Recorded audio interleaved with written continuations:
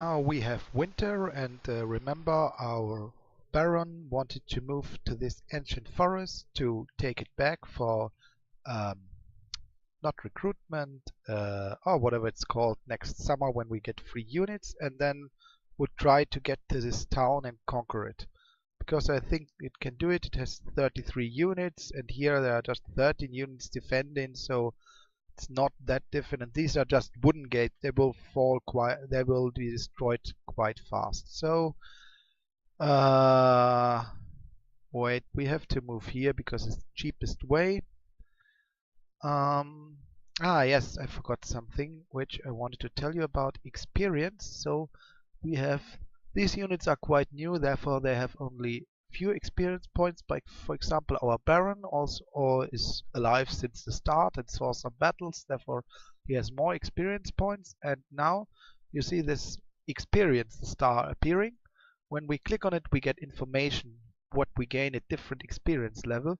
We get one extra hit point per level, and one extra moral at level 1 and level 3, one extra strength at level 2, and one extra magic resistance, and another extra hit point at level 4. So these levels are just these experience numbers you need to reach. So currently our Baron is level 1, so he should have, according to this, one extra hit point and one extra moral. I don't exactly. I think yes, he had at start only 17 hit points and only 7 morals, so this improved. Might be better seen with some spearman who is alive. Not the spearman is a younger one. Our longbowmen are old enough. So yeah, you see they have 6 hit points, and when we recruit them freshly, where here they are, they just have 5 hit points. So they got one extra hit point, and also they got one extra moral. They have 7 because, if you remember correctly, they are in the Baron's army and he gives them 2 extra moral. So these have 4 plus 1 from experience plus 2 from Baron as present in the army.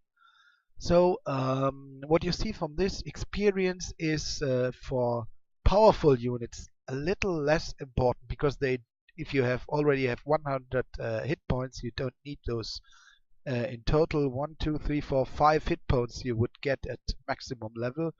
And of course, something like goblins, which just have 2 hit points to start with, this extra hit point would make a large difference.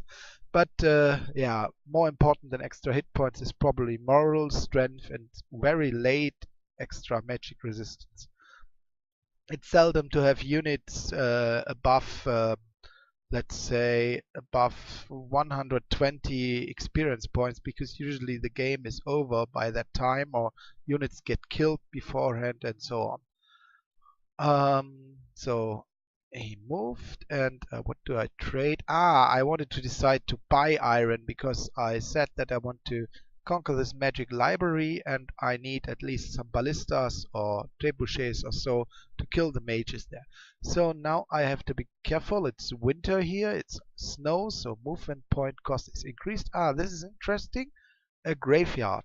This is a bit like the ancient forest. It spawns unit if it's not conquered, and therefore I will check out whether we can do this. So yeah, we have long dead. I'm sometimes call them skeletons, but does not matter.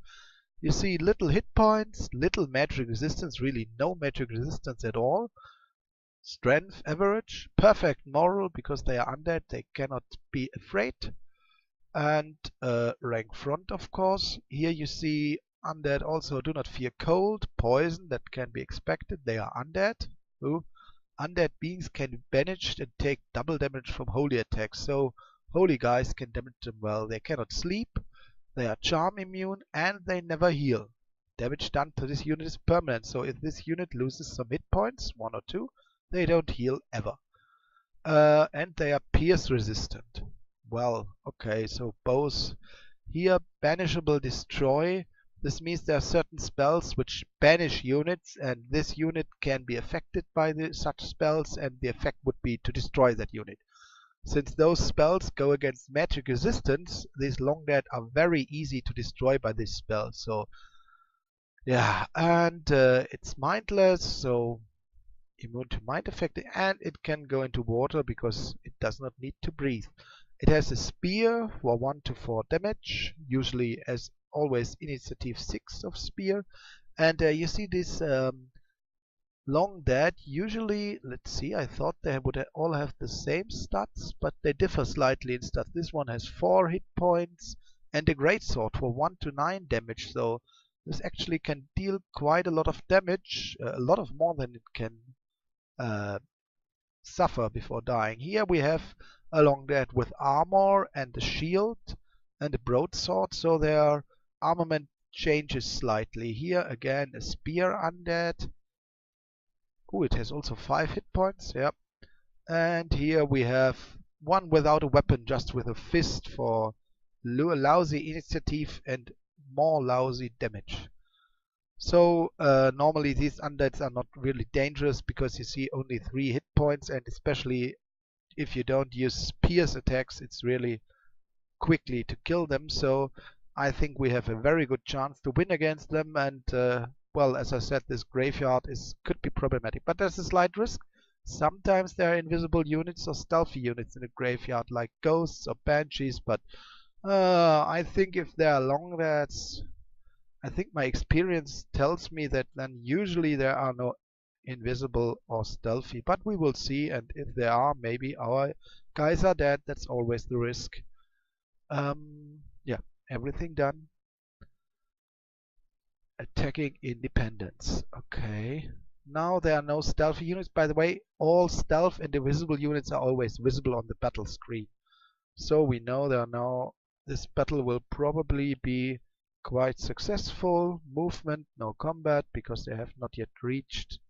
They are still all range 1 units, and now the lance charge probably comes always. Ah no, there is some spear undead. They will attack first with initiative 6, and yeah, they don't deal much damage. And now lance charge. Lance charge gets half this damage. That's, sorry, I didn't explain maybe. Pierce resistance means takes only half damage from pierce weapons. So the lance charge actually gets half damage, but even the half value of 1 to 12 is probably often more than 3. And afterwards the broadsword damage does not get reduced. So such damages sometimes are very important to consider which units to send against.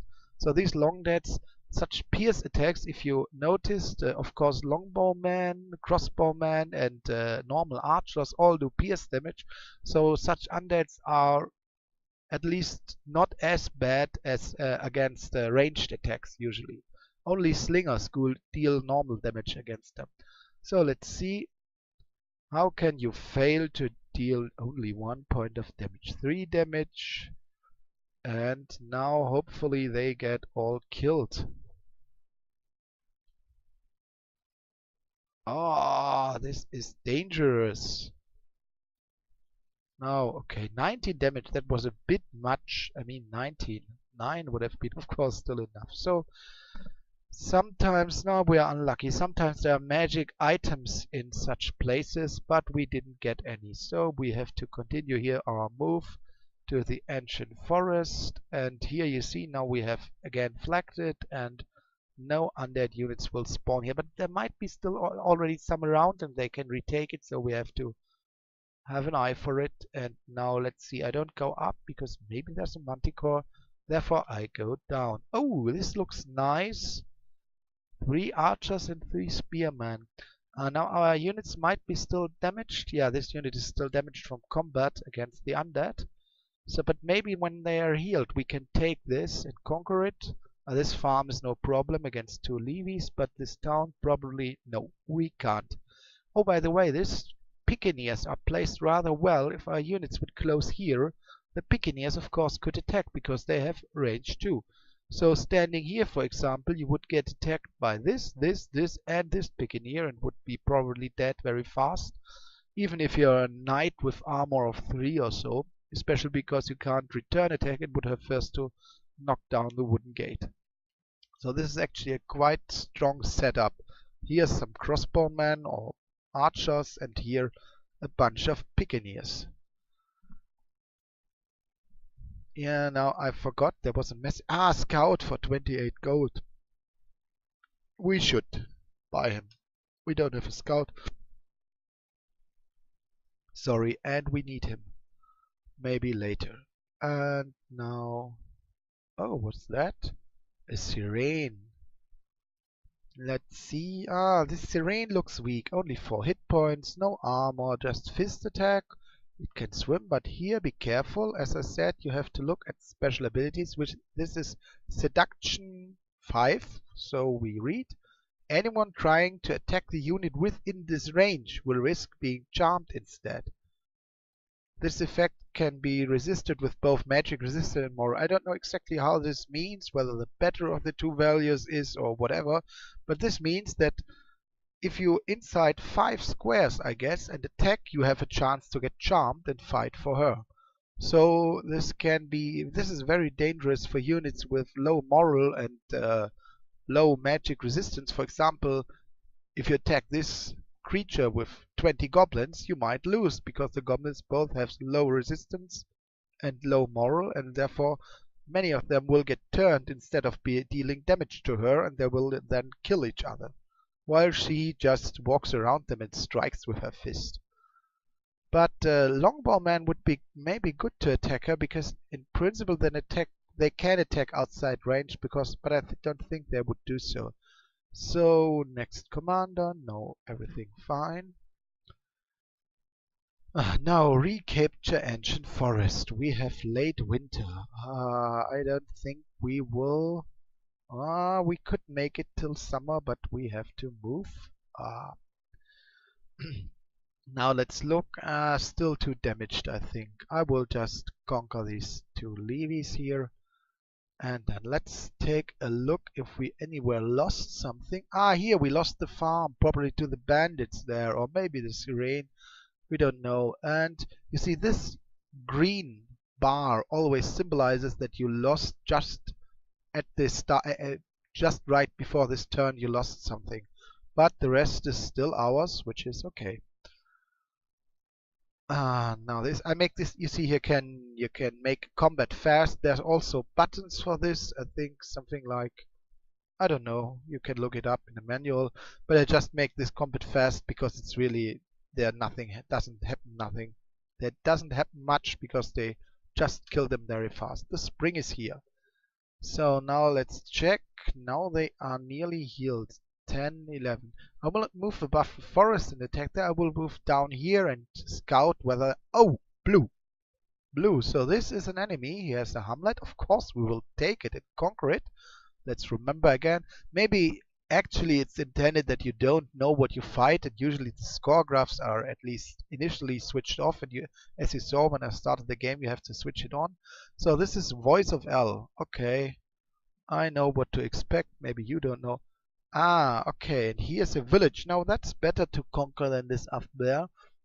Though of course we are at risk. Here might be some units, and of course the enemy armies, they move just like we move 3 or 4 squares, or maybe 2 if they have slow units. So, and they will of course maybe come here if we conquer here to just take it back, and therefore we are at a slight risk, or not only a slight but a large risk. But I think it's worth it.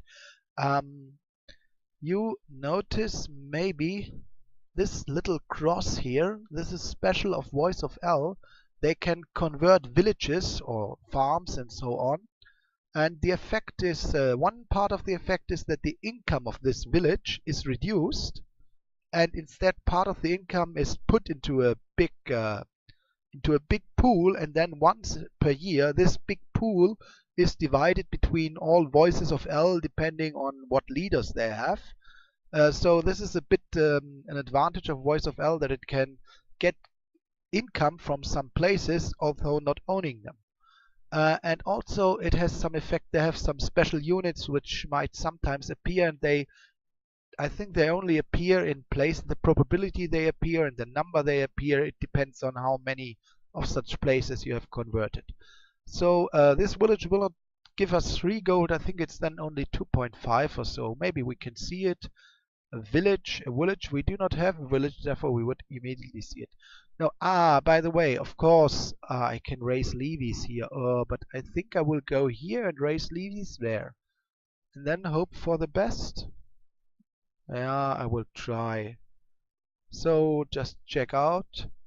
You see there's a village. It's listed as 3, but it's reduced by summer. So now I will use special power, raise levies. So now if a strong army comes, we are dead, but at least we put up a fight with this added levies. Now we have again to check out if there's anything going on, but I don't see any units threatening important assets. We are now in a phase where we'll try to have money left, you remember, for special recruitment offers. And our Baron cannot move here already. That was close, that was close. Probably a strong army. Baron, what do you do? A snake. Great, a single snake. And here we have these units. I think he will kill these units and then try to get over here. Wait, we have mid-spring. No, it's not enough till early summer. One move, second move in summer. Just one turn too much. Bad luck. So I will just kill these guys here. Yeah, we have enough. There's a coal mine. So at least we conquer a coal mine. So let's check out what we have here. An archbishop. Oh, that's a rather weak guard for an archbishop. So let's see. You see the color. Such colored units are always, if they have a specific color, they are fast moving. So this unit, this army just moves 3 squares because you see they have mostly spearmen and halberdiers, so they are normal moving army. This is important to remember. For example, if I say I go here, and then I stop here, then 1, 2, 3, he could reach me. Of course, he doesn't see me, so maybe it's more likely he will go elsewhere. But it's even not unlikely, because if I move here, and then the computer will decide his move, and he will of course likely conquer this square because it gives a lot of money, and then he will conquer this next, and then will be next to my units and still have a movement point left. So this is important to consider, because so far we had only unit enemies, these wandering enemies moving just 1 square. Now let's check out what they have. This archbishop is a spellcaster with level 2 spells, prayer spells. They are good at charming humans, so they are actually rather good against us, since we are mostly humans. And he's experienced. Well, this can be expected. It's probably his starting commander, archbishop. Good magic resistance and moral, and he has some 4 spearmen and 3 halberdiers. What is this? Feeble-minded. I think this is moral increased. Moral increased and magical distance reduced. It's bad for spellcasters because then they cannot cast spells or cast worse spells. Never healing wound. I don't think this will be a success to attack, because if we attack just with those 4 units. We will run into the front rank. These halberdiers have same initiative, so we will exchange blows with them. And then the spearman will also attack, and then maybe the spells of him will turn one of our units, and then we have lost. Now we could remain here, because maybe we are strong enough to fight him off, but there's a problem. I suspect that the computer has more armies somewhere, and therefore there's a risk. So I will just do the following. I will move here. Sorry, and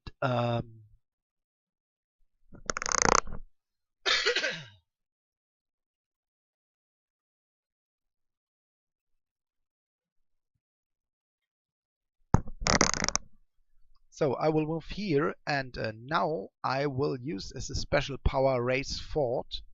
Wait, if I raise fort now, I cannot raise levies, but I want to have levies because otherwise the fort is rather useless.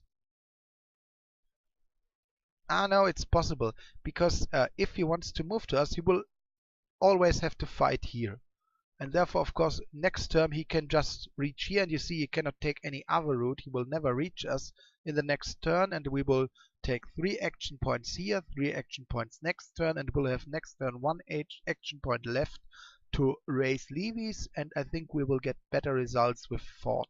So I will create a fort here in hope to hold this place, because his army is probably not strong enough to assault a fort. At least if we get some useful levies there, which of course is a bit risky. But let's try. Especially the fort is rather useful. We just have to keep it for 2 months and we get a unit boost from conscription. So now, you see, Graveyard has been conquered by... This is a stealth unit which has conquered. Otherwise we would see it because of our farm, or maybe an invisible unit. So probably some ghost or dispossessed souls, I think they are called. But we will not see because we don't have scout there. Okay, you see, those guys are fast, therefore they moved up to here, and our lance charge came first because this has only initiative 3 with our lance charge 5. Therefore, these 2 knights had a chance to kill these 2 guys. The bears are not yet in melee range because they are not fast. And our archers start to fire.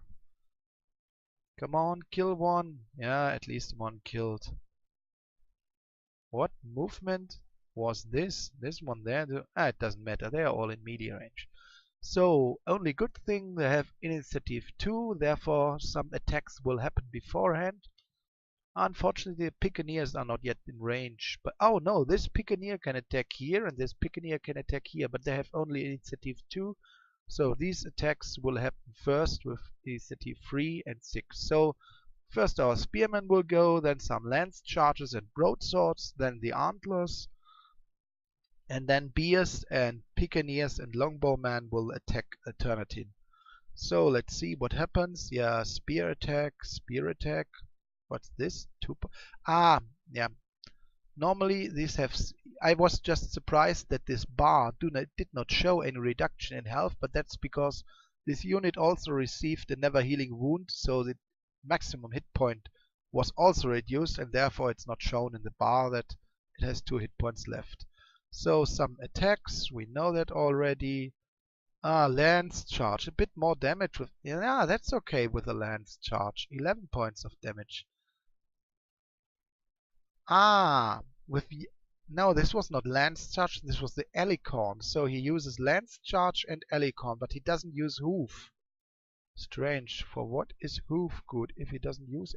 it has less initiative. Sorry, he will use it later. Now, knight attacks with lance charge, with broadsword. Broadsword. Beer is not that bad. With hoof. This was a hoof attack. Now a beer attack. Attacks with a bite. That's okay. Bite is 1 to 6 damage. It could have been more. But now claws come. Claws, bite. But they don't take damage. We're lucky our armor is good enough. Now a hoof attack. A longbow attack. Again, now it's probably dead. Because the bears, they don't have armor, so every attack will do some damage. Now comes the hoof attack. So this unicorn knight really has 3 attacks. Lance charge, alicorn and hoof, or broadsword, alicorn and hoof. So it's really good. And by the way, the alicorn is magic, which can be pretty useful because we have few sources of magic weapon damage. And now the second bear is dead, and yeah. So no problem winning here. You see, he attacks. Now this is now good because we can see what spells does he have. Now it's listed. You see now here a list of known prayer spells. The one with the star are the ones he is currently so to say prepared. So he will, when he casts the spell, always cast one of these spells. Now let's see. By the way, spells don't have a range, but that does not mean that they are easy to use in melee. Usually there's also in the tip at the bottom the description, spell attacks are difficult to execute in melee. I think this means that if this is without any further note, it means that only in 25% of the time the Archbishop will cast a spell when some unit is in melee range. Currently he will cast a spell because there's no unit in melee range. So let's see, we have here conversion. Level, this is just the spell level. This is important because he's a level 2 caster. Each turn when he casts a spell, he will decide for one spell. We will at the moment discuss which spell. And if he casts the level 2 spell, he will cast it 1 time, and if he casts the level 1 spell, he will cast it 2 times. The spells also have a range. Usually the higher level spells have a higher range. Damage, okay, special because they are not pure damage spells. Here there's some special 3 strikes, so you see this is also, this can hit several targets, and this has burst 25. Burst 25 means that there's some center of effect, and from there 25 squares, so not 25 radius, this would be something like this, but 25 squares, so something like 5 squares or 3 squares in every direction. So maybe 25 burst would just get this area I'm currently circling around with the cursor. And yeah, so now let's see, conversion, we would have to root this charm. Charm means that the unit simply switches sides. It's magic, okay, that's maybe relevant for some defenses. Only affects humans. Unfortunately, I think our levies are humans. Doesn't affect mindless beings. Magic resistance negates. Now there are 3 different levels. There's magic resistance negates easily, magic resistance negates, and I think magic resistance negates with great difficulty.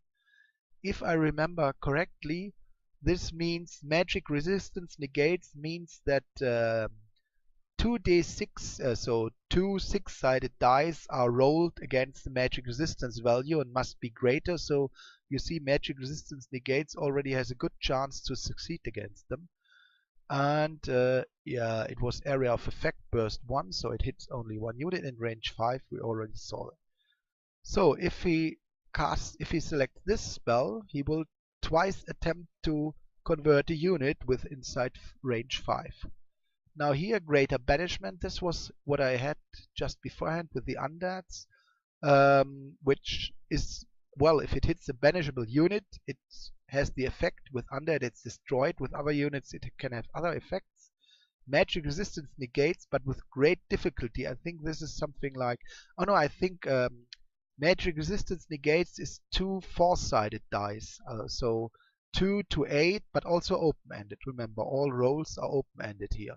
So with 2 to 8, their resistance of 4 has some chance to succeed, while this is 2 6-sided dice, so 2 to 12 and open-ended. Area of effect 3 strikes means simply that 3 targets are hit.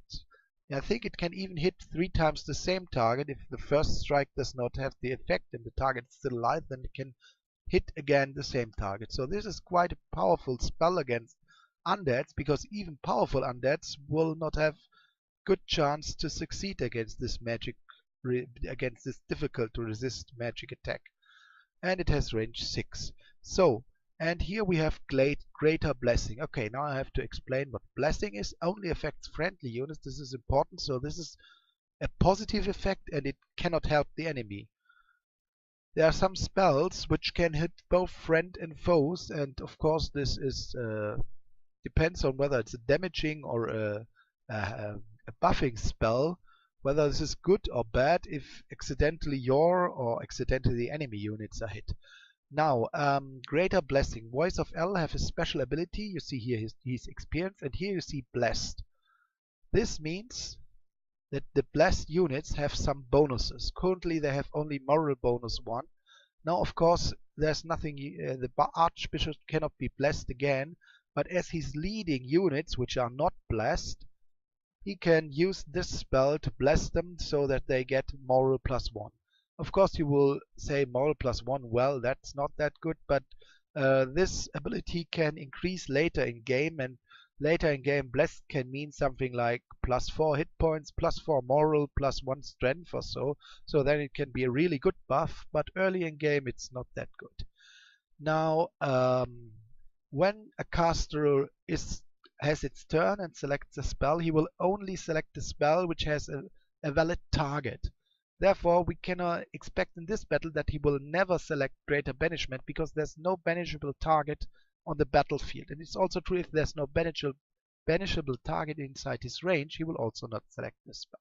So he will use either this spell and bless his units for a bit more moral, or use conversion. So we hope that he will use greater blessing, because that is absolutely irrelevant. because moral won't help his units. We don't have moral attacks against moral. But you see, this selection of spells is not intelligent. It's quite random. It's only if there's a valid target he might select the spell. That's all that is needed. And therefore, okay, which of course means if he casts Greater Blessing once and blesses all his units, then he has only blessed units on his side. Then there's no valid target anymore, because the targets for buffs are only units which do not have the buff yet. And then he would only use Conversion. This is, by the way, important, because if you control a caster, you can select which spells he knows, and if you know which battles to happen, you could, by selection of spells, have some control upon which spells to cast. For example, if this Archbishop would have selected, instead of Greater Blessing, Banish, he would in this battle only cast Conversion, which would be better because, again, currently this moral bonus is useless. So let's see what happens. I think we will lose, but it doesn't matter. These guys did not cost us anything. And maybe they will kill some unit which costed him something. So now at the start nothing happens. Movement 1. So now these guys are our slingers. They have range 4. Our slingers can fire 4. And as they have initiative 2, their attacks will happen before the spells, because these have initiative 1. And yeah, this is yeah, they only, by the way, unless there's some special ability like hits anywhere, attacks always or nearly always hit the units next in a straight line. So no ranged attack can currently hit the bishop. And even, of course, also, of course, he would be out of range. 1, 2, 3, 4. Sorry. But even if he would be in range, for example, if our slingers would be here, they still would only hit the front line until one of the front units gets killed, and then there's a free line of fire. Our own units don't hinder our own fire. So let's see, they do some attacks. Oh, come on, damage them. 3 damage. We see Archbishop casts Conversion, and as it's a level 1 spell, he immediately casts again. The first Conversion failed, magic resistance negates, and now Conversion is Levy's Charm. So this is, you see, it's a very useful spell if it works, because now we have here an enemy unit, and it will not come back unless, of course, we would have some charm spells and charm him again.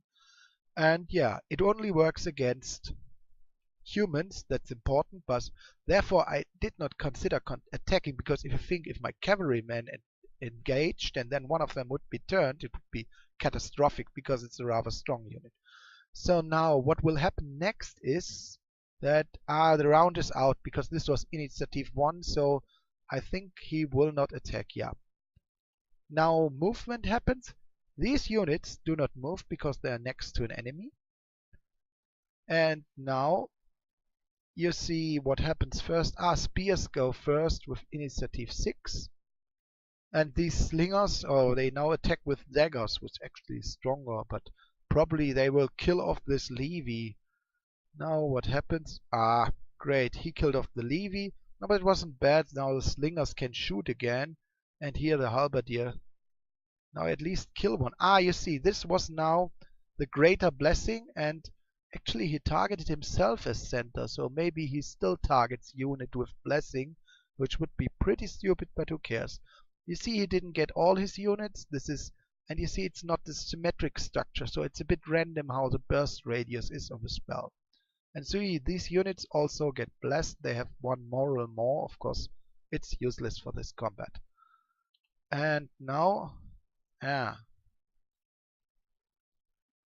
yeah, at least our slingers get some shots again. Yeah, they killed at least 1. Again, someone turned. Again, another one turned. And now the last slingers probably will be killed. Yes. And you see, he still casts the spell. Of course, at the end of combat, when there are no enemies near, he only will cast buff spells or summoning spells, which don't deal damage. Now we lost, and these guys, they will remain. They are charmed. So we go down there, you will see. You see, now he has those 2 levies, but they are still stationary, so they will stay there.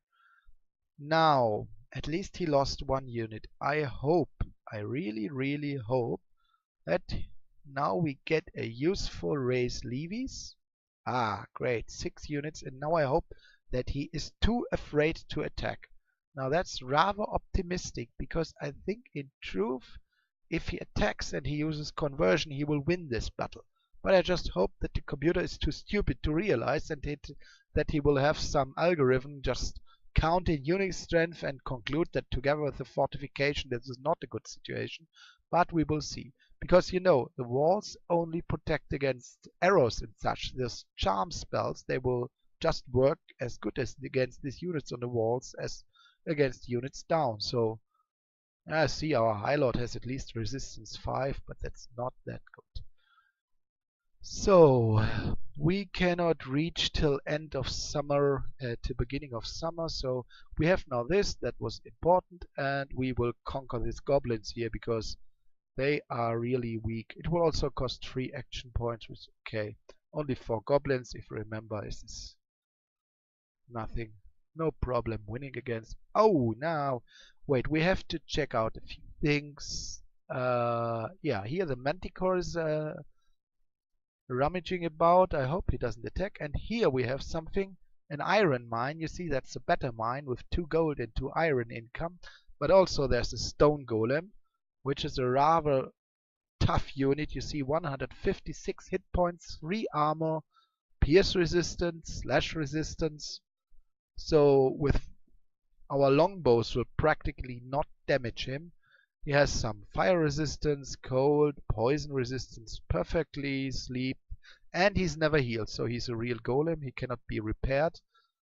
And giant sized, and he could move through water, and he deals quite some damage, 1 to 25. So this is a very strong unit, and we would need strong attacks to get through his armor.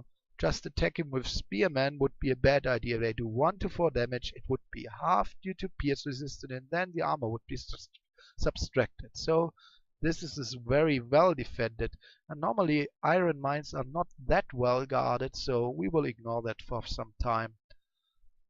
And now enter. Now let's see what the battle happens. This battle has nothing.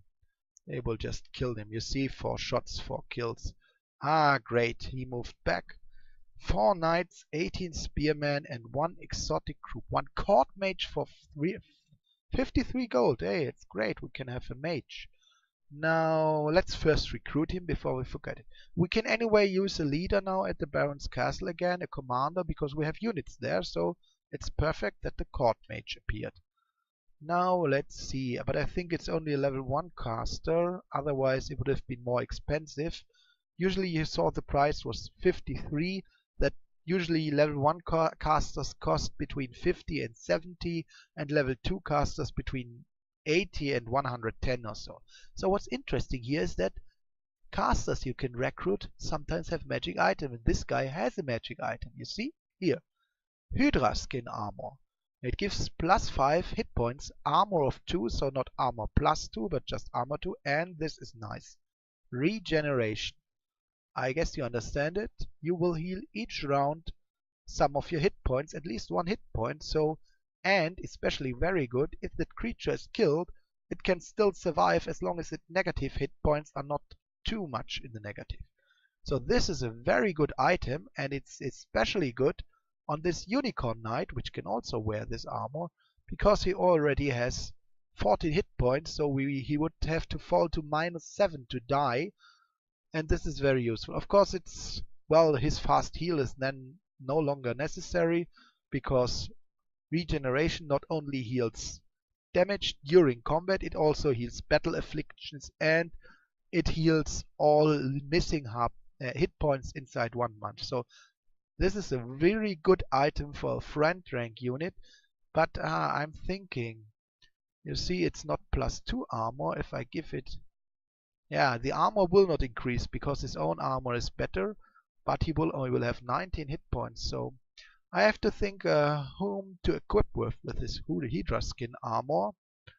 But I think it would still be such an armor, for example, would be good on a halberdier or a Zweihänder, because they have a great damage output but little hit points, and this would solve a lot of problem. But I think it's still best upon the Unicorn Knight, although he doesn't profit from this armor too, because really, I think he will now heal probably 2 points of damage per combat round.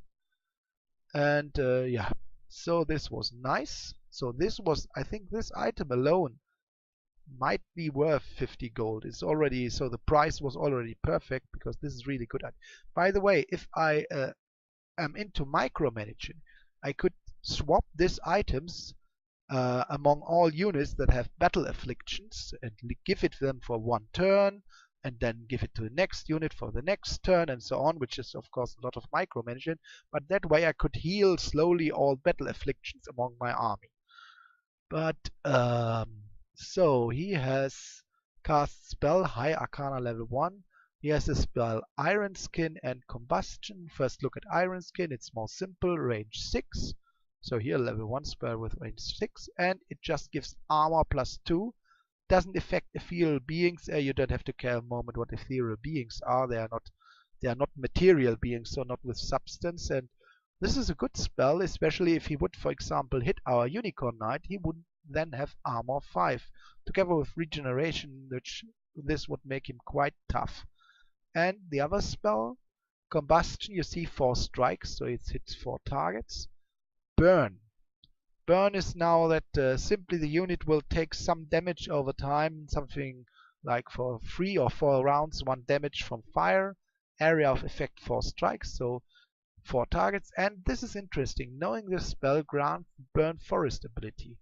So we could now move this Court Mage into some forest. It shouldn't be a forest covered in snow because they don't burn. And then we could set it aflame. This would be very useful if we couldn't flag the ancient forest, because then I would immediately use this guy to burn down this ancient forest so it doesn't spawn any units. It doesn't spawn any animals anymore. But we don't need this as a baron, as we can flag the ancient forest, and that's better anyway. But for some other classes, such an ability would be very useful. Also, burning down the forest, these forests slowly spawn units, so maybe we could do it, but I wouldn't do it so that the ancient forest does not accidentally catch fire. Sometimes these fires spread. It's also something, there are some classes which need wood, for example druids and witches, and they don't like if you sneak into their territory and start to burn down their forest, so this might be useful. But all in all, well, this is at least a better leader as a captain, because if you remember, captain just stands in the back and it doesn't do anything at all, while this unit is, well, it's okay. It has 1 spell to attack enemies if they're in range, and if there's no enemy in range, at least he will give better armor to our units. So this is okay for recruitment, so he will just take all units with him. We don't have money to recruit Piccaneers or ranged units, but I think he has enough combat power to do something. I think he will check out here because that's rather close and we have to see if there's something interesting over there. Now we can't take the iron mine. Here are 4 boars. Let's kill them. I think I just kill them because they might take something. So we could retake this village. This wouldn't be a problem as there are 2 levies only there. The only problem would be, remember, here the enemy, he moved away. And I mean, he probably, as long as he didn't move into some mountain or so, costing him movement points the next turn, he could easily return here, and he was strong enough to destroy us. So I will not do this. So I will simply hope that these guys here will discourage him from attacking, and that I will keep this for some time. And otherwise, yeah, actually I considered conquering them, but no, I will check out what happened up here. Some bandits, they are okay to kill because, yeah, they don't deal much damage, so we just kill them for the moment.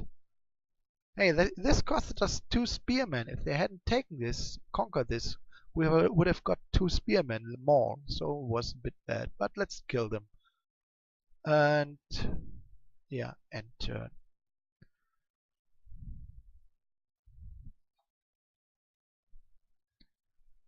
So these boars, they had this berserk ability, and they are fast, so immediately in round 1 we will have melee combat, but our lance charge comes first, and hopefully maybe we'll kill all 4 units. Yeah, maybe, because you also have an Helicon attack. Ah, you see, everybody killed. Nice. Okay, no problem there. Attacking independence. Now let's see. Now some shots will be fired, but no damage at all. Great. Oh, 1 damage. Poor guy. Ah, battle fright. Now he's or maybe he was already afraid beforehand. I don't know. But we have defeated him. Good. Ah, there he comes again. But he didn't attack here. So you see, a computer player is sometimes just frightened away with some defenses and some ranged attack units there, and this discourage him from attacking. So this is probably a unit that also conquered the graveyard. You see, they often move 1 turn, then stop, and then move again. And 2 turns ago, the graveyard was conquered. But let's see, we have Calmeric. We select this one. I'm interested what it is. Ah, yeah, it's a stealthy unit. Ah, come on, it's a test game. Let's see what it is. Ambushed. Ah, you see, if I move into a square where there are stealthy units, which I do not see, I get ambushed. The main effect is that the battle order is screwed up and the enemy melee units can start somewhat close to my ranged unit. This is completely irrelevant as I currently have only melee units and they don't care if they start next to the enemy. And also now I have this battle. I think I will also try it. Yeah, this should work. I'm optimistic. And yeah, this guy moved. Okay, and turn. Who is first? Ah, first this fight. So let's see how it plays out. These archers, by the way, they have now 7 range. So 1, 2, 3, 4, 5, 6, 7. They already can shoot at everyone, and I think from the wall they even have a better probability to hit people not in the first line, but you will see it at the moment. Now again they charge, and now bow fire happens. Our bows I think are still too far away. They don't get a range bonus. 1, 2, 3, 4, 5, 6. No, they can't fire. So his archers get a free round to shoot, mostly probably against our knights. No, they just spread random. Not that much damage. So now our archer, longbowman, 1, 2, 3, 4, 5, 6. They're still not in range. And yeah, so still one another. You see there are several free rounds of fire for the archers. By the way, 2, 4. You see we started 1, 2, 3, 4, 5, 6 squares from the wooden gate, so the distance combat starts is larger with fortified locations. Ah, we got a unit lost. 7 damage. But at least here the cavalry is not damaged, and now they will attack the castle wall, hopefully destroying 1 or 2. Now 1 damage. The problem is they have lance charge, and these wooden walls get only half damage from their pierce attack, so this will not deal then a lot of damage. The hoof attack will deal full damage, but it's not good enough. It will not get easily through the armor. So now you see how long it takes, and these are just wooden gates. You know, if this would be iron gates, it would take even longer. Yeah, now you see that our longbowmen return fire, but you see sometimes they shoot at the wooden gate, which is of course nearly completely useless. But as I said, this was a lucky shot. Cavalry reduced damage by 2, but the 2 damage was enough, so we at least got 1. But you see that the target selection is not intelligent. It's more or less random, so these archers shoot the wooden gate, although it's unrealistic that they damage it, and also in this game it's unrealistic that they damage it much because it's free armor and it halves the attacks of the archers. So now the hoof attack dealt 1 damage. The hoof attacks. Now I think we have some chance to deal some damage, because now the broadsword attacks of all our knights come, and they deal 1 to 8 damage or 1 to 7, and these do not get halved, so they have some good chance to deal some damage. Now let's see. You see 1 gate is nearly destroyed, only 4 hit points left. Now archer fire starts again. And hoof attacks, as you see, hoof attacks have initiative 2, and all these archers also have initiative 2. You see, bow and longbow is quite better, but let's see if we do damage here. You see here over there, longbowman attacks, cover reduced damage by 2, cover reduced damage by 2. Where is it again? Cover reduced damage by 6. So this is a cover that reduces damage by 0 to 6. I thought it was only someone, I don't know if it's which defenses reduce the damage how much, but apparently this is a good wall. So let's see. No, next round. Wooden gate. Come on. Now one gate is gone. This would mean now that these units will next round come out and engage in melee. So the next gate. You see this archer hit behind. I don't know exactly why he could attack this one, but as you see, sometimes you can hit some row behind. And now we exchange fire. It's also firing on these guys is better because they don't get the cover from here. Oh, spearman takes 10 points of damage. Yeah, there was someone killed. You see, next, now we move in and actually engage in combat. And while these units here out there will still attack the wooden gate. And now, well, yeah, of course, these attacks will happen. Oh, 12 damage. Yeah, that was the lance charge. That was, yeah, a good roll for lance charge. And that was bad luck for our knight because knights only have 11. Yeah, you see.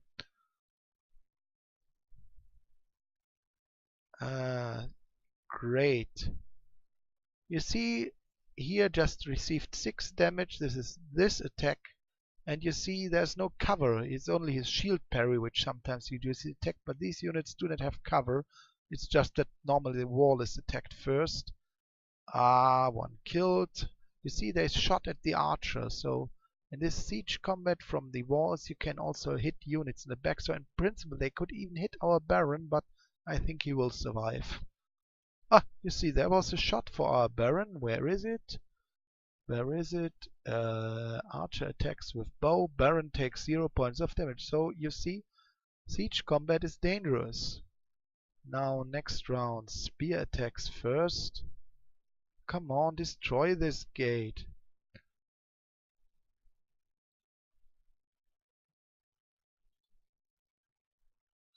Destroy it. Great. Gate gone. Now more units will come in, and when these 2 units are destroyed, our units can move up and down there and attack these archers with melee attacks. And yeah, that's 10 damage. By the way, shouldn't he... Sorry, I thought it was the unicorn knight with the armor, but that's the other knight. I have 2, so therefore he doesn't. Hopefully he survives. You see? Remember, we had nearly 3.5 times the numbers, and you see, we lost quite some units. So I think now the battle hopefully will be over soon.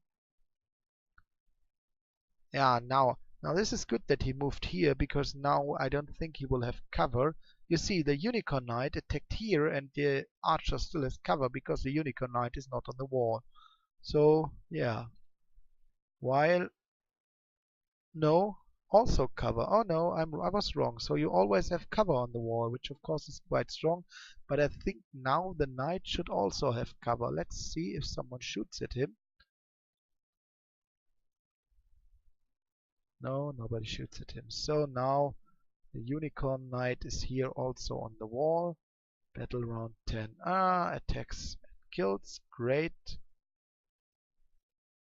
Knight takes 0 points of damage, so maybe only defensive unit gets cover. That might make even more sense and makes it better, but you see, it's really good to have units up here as they take really some time to kill. And Tien can deal. No, you see, I was right. Cover. Now the cover helped our unicorn knight because he was up there. Probably the attack beforehand did not have any cover reduction because the damage wasn't enough to even threaten to get through armor. So you see, it's important to get units. Yeah, now the archer was killed. Now, unicorn knight. You need to kill him, not cover reduced to 0.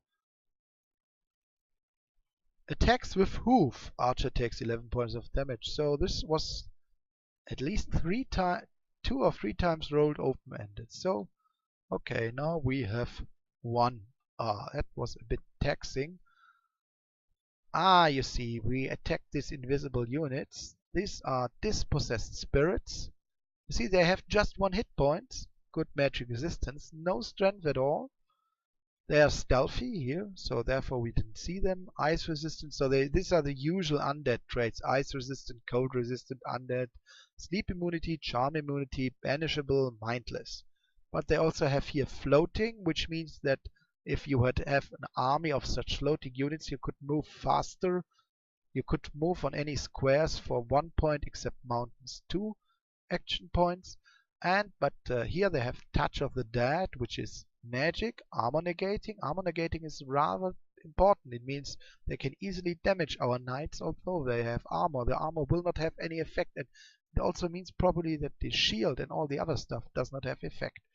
And extra effect, special effect, weakness. Weakness means that strength is reduced by 2, and therefore damage also is reduced by 2. And this can be resisted by magic, and yeah, it doesn't affect some unit types. But most important here is this, ethereal. They are ghosts, they are not with substance, and this means if we have non-magic attacks, they have a 75% chance of just passing through and not dealing damage. So you see, our knights, they must hit them on average 4 times before they score damage. But of course, if they score damage, they are immediately gone. And you see, therefore, against these units, our Unicorn Knight with the Alicorn attack would be very useful because it's magic and therefore would ignore this etherealness and would directly kill them. So let's see what happens, what initiative they have. Okay, our lance charges will come first. Now let's charge. You see, etherealness negated attack. No damage at all. Etherealness negated attack. Negated attack. Now it hit. It was simply its random chance. But you see, etherealness is a very strong ability. Now they have just 1 hit points, but if you have some units with many hit points and etherealness, they will last a very great number of attacks. Oh, High Lord takes 1 point of damage, is affected. You see, this color change here means that he has a negative effect. Now he has the negative effect explained here. You see, strength and damage decreased by 2. Strength, he normally has 5, and you see now his damage. If you remember, he has lance charge normally 1 to 12 and 1 to 6 broadsword damage, and it's now reduced. Now this is for this battle completely irrelevant, because he just needs to deal 1 point of damage to these units, but for the other battles this might be relevant. 3 points, magic resistance negates. Oh, here's another battle affliction. Idiot. Now, next round, again, etherealness. He hits, and 4 points of damage. Now, kill him. 5 points of damage. This guy got lucky and attacked first. You see, this is not that easy. Now an attack hit. You see, etherealness is rather difficult. You see, it happens what I hoped. He doesn't think he's strong enough to attack these units, which is okay. I just want to keep it. He will probably take this farm and probably convert it, so it's have this cross, but I cannot do anything against this. I'm not strong enough to face him, and I will just reconquer. Oh, what we have here. Oh, this is too strong. 13 units, so we can look at them.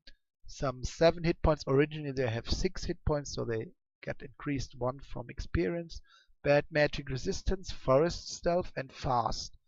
They have a ranged attack usable once per battle, and a spear attack, so where they will move 2 squares, and if then not in melee, they will throw their javelins, and then they will fight in melee. So that's not bad units. And here we have just normal archers, so called bowmen here, but they are mostly normal archers, except they're also fast. And here we have a spellcaster with unknown spells, so this army we cannot fight, especially because I do not know what nasty things the spellcaster might have. 15 dwarf units, that's too much. So I don't move here because the manticore might be here, so I move here, and I think now the High Lord will sneak up again here upwards because he has no battle he can win. And I mean, he already had some nice effect bringing in money and spearmen and so on, so it's okay. Here you see, I think we had 34 units before starting this fight, and we had, what, 4 knights? You see, we have huge losses. We had 5 piccaninniers, we had 6 longbowmen and lost 3. So you see, really, although we had superior forces, we paid a heavy price. So be careful when you attack fortification, but I think it was worth it because I want to see especially whether conscription gets better. Now, let's see, what can he do? What can he... don't forget it. Raise levies. Huh. No, this is okay. I think I might decide to kill this boss. It's okay. And here we move. Yeah, these are the bog beasts which do not move. Remember, they are some swamp things and they sit in the swamp and are happy and don't move. Here, this High Lord probably moves because they are not swamp things. It's just random chance that they're inside the swamp. And here are some boars which also move. And this is again an iron bog giving us iron, so we will attack, I think. Now, last thing, because before I will stop again, we could recruit units. I think I will discuss this next time, because you see now we have enough iron to hire one of these things, ballistas, catapults, or trebuchets. And yeah, this is also okay. Yeah, I will discuss later. So, for a moment.